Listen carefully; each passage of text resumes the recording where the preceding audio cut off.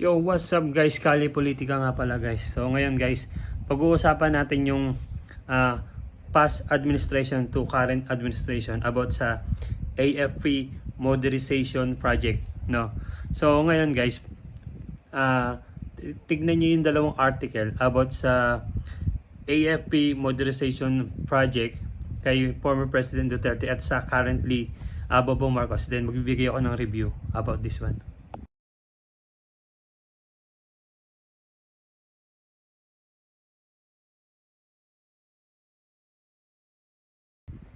So yun na guys, napanood nyo yung at nakita nyo yung dalawang article, no, from Reuters and from Diplomat. So sa Reuters, yung article kay President Duterte, inaprobahan niya yung 3.56 billion dollar na AFP modernization project. So lahat yan guys, natupad niya. Wala yung hindi yung tinapisan ng project guys ng ng budget UFP. Lahat yan ibinili. Tapos in fairness naman dito kay BBM, nag-propose siya ng almost 2 trillion pesos, no, inaprobahan niya. Kaso anong nangyari guys, no, modernization project sa AFP, anong nangyari guys, tinatapyasan naman ng ng Congress, sa Kongreso, no, tinatapyasan yung budget ng AFP. So anong masasabi ko dito? So sa sa stand natin sa West Philippine Sea sa panahon ni former President Duterte guys, makikita nyo si Duterte nakikipag-negotiate sa China, nakapangisda ang mga Pilipino, mangingisda natin, nakapangisda doon sa West Philippine Sea. Tapos yung AFP natin guys, pinapalakas niya. Habang nakipag-negotiate siya sa China, pinapalakas niya yung AFP natin, yung mga modern, mga natin dito, mga machine, no, mga fighter jets, frigates, no, bumibili siya, pinapalakas niya. Habang naipag-negotiate ka, pinapalakas mo naman yung military mo. Anong masasabi ko dito kay Duterte? Sa Duterte, hindi siya nagsasalita about sa Philippine Sea, pero pinapakita niya yung gawa, no. Bumibili siya ng mga kagamitan pangdigma, no. Pinapalakas niya yung ating AFP kasi hindi pa siya pwedeng mapagsabayan sa China. Kung naalala niyo yung sinabi ni Enrile dati, na nung panahon ni McCoy, mga 1970s guys, yung China guys, pa nagtatayo ng structure yan sa West Philippine Sea, binobomba lang. Pero hindi napalagan China kasi mahina pa China, yung military nila mahina pa, hindi pa nila kaya. So titingnan nyo ngayon, malakas na ang China. So umabot ng 5 decades, 50 years bago nila napalakas yung yung military ng China. So tahimik lang sila kasi wala pa silang magagawa eh. Kung may pagdigma sila sa Philippines, hindi sila manalo kasi ang Philippines kasi medyo moderno na yung kagamitan natin eh. So ngayon, ang pagkakaiba naman kay BBM, inaprubahan niya yung malaking budget para sa AFP modernization project. Kaso nga lang guys, tinatapyasan ng ng mga congressman. So si BBM guys, very vocal sa West Philippine Sea. Kaso guys, yung AFP natin guys, hindi sumasabay sa salita niya. So yung gawa niya guys, hindi sumasabay para sa military eh. Magkaiba sila eh. No, very vocal si BBM sa China. So hindi siya nakipag-negotiate sa China. Tapos yung mga ngisda natin, hindi nakapangisda sa West Philippine Sea. Tapos yung AFP natin guys, hindi nakakasabay sa plano na modernization project, no, sa plano ng AFP. Hindi siya nakakasabay eh. Kasi tinatapisan ng budget ng AFP natin. So sa tingin nyo guys, sa stand natin sa West Philippine Sea, sino ang mas okay sa inyo as president stand sa West Philippine Sea? Si former President Duterte na nakipag-negotiate sa China pero pinapalakas yung ating AFP, bumibilis ng mga bagong makinarya, bagong pandigma na na machine, or si BBM na very vocal sa West Philippine Sea, atin to pero yung military natin napapabayaan. No, guys, no.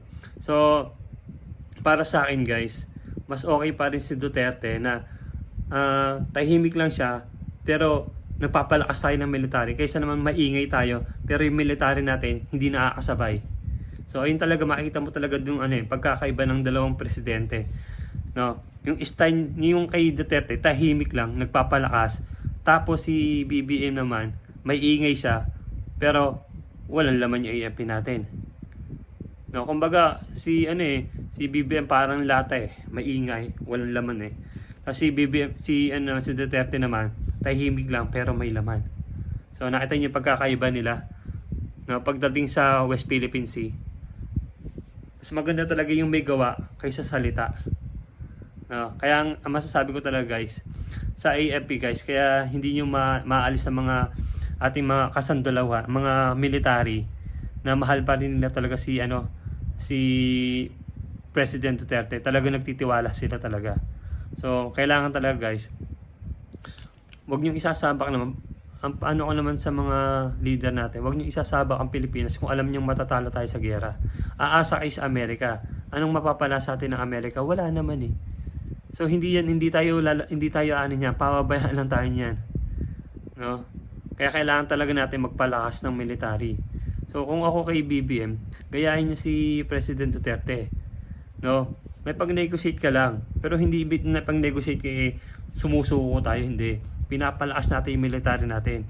Gagayahin natin China. Kasi dati binobomba lang yan eh. Pag may nagtatayo ng structure sa West Philippine Sea, si Spratly eh. Tiyan mo, ngayon, magagawa ba natin yun? Hindi. Sila nagpalakas sila. It takes time bago sila lumakas. Dapat ganun din tayo. No? Palakasin natin yung military natin. No? Kung ba magpakitang tao lang tayo pero pinapalakas natin yung military natin unti-unti. Dapat ganun. Diba?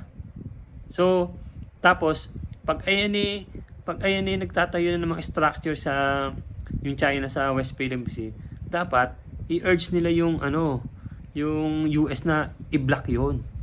Doon natin malalaman guys kung talagang tutulungan tayo ng China. Kasi alam ano yan eh, namomonitor ng Amerika yung kung nagtatayo ng isla ang China eh. But wala silang ginawa, hindi nila hinarang.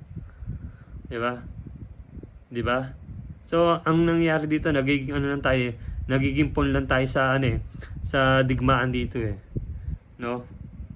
Kawawa Pilipinas guys, kaya kailangan natin magpalakas sa military. Kaya sa tingin ko talaga guys, makikita niyo talaga ang pagmamahal ng mga sundalo kay Duterte kasi pinahalagahan ni Duterte. Walang tapis-tapis ng budget. Talagang ora mismo pagbibili ng ganito, frigate jet fighter, bili. Eh ngayon guys, natatapyasan ng Kongreso. Tingin mo 10 billion pesos kinaltas ng Congress. Saan nilagay 'yon? Sa ayuda. Diba? Kaya tama rin to Senator JBRC2 eh. Kailangan ibalik 'yon. Diba? Nagpropose ng budget tapos hindi naman aprobahan, tapos magbibigay ng budget yung Congress pero unprogram pa. Diba? So baliwala rin yung budget deliberation.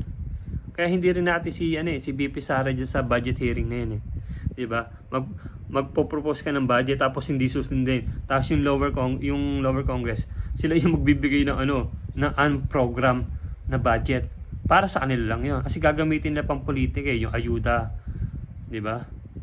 So, yun lang guys. So, sana mga Pilipino magising na So, credits pa rin kay BBM. Inaprubahan niya kaso yung Congress talaga ang may problema. Guys, alam niyo kung sino 'yon? Si Romualdez 'yan, Saldico. No? So, yun lang guys. So, sa darating na eleksyon, so vote wisely. Alright? Thank you guys. Pa-subscribe naman sa YouTube channel ko, Kalye Politika Official, at sa TikTok. Pa-share naman guys, pa-like, and then thank you. God bless.